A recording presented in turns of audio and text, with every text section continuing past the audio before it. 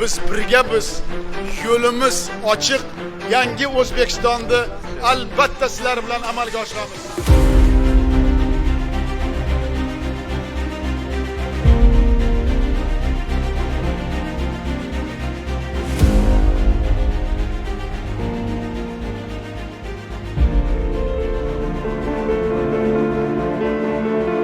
Hayat. Mana 7 yıldır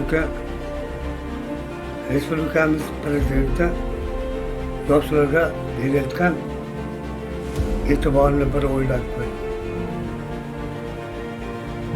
Kelajak maktab ostonasidan boshlanadi deb chiqdilar. Bundan keyin bor imkoniyatlar yoshlarga siz u biz azizlarni kelajak avlodlariga sarflashni ko'rsatib.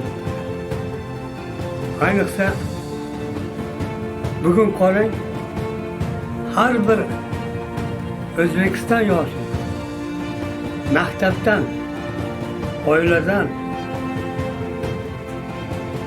mahalladan tarbiyalash yo'l-yo'riqlarini ko'rsatadi.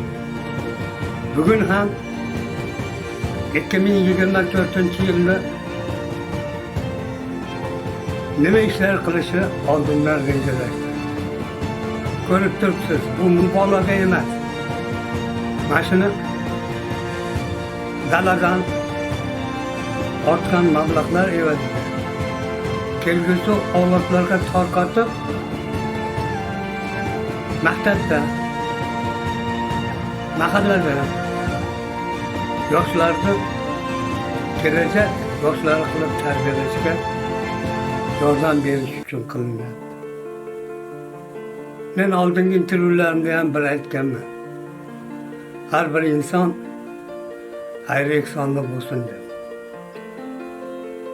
O'ylang, xayr-ehson pul bilan bo'lmaydi. Xayr-ehson yurakdan bo'ladi, qalbdan bo'ladi.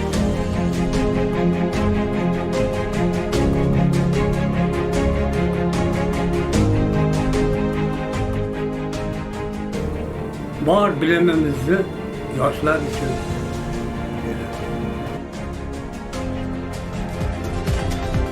xalqimizning ma'naviy qudrati va boqiy qadriyatlarini asrab avaylash va butun dunyoga tarannum etishga sizlar albatta qodirsizlar va bugun menga katta yordamchi bo'lasizlar deb ishonaman.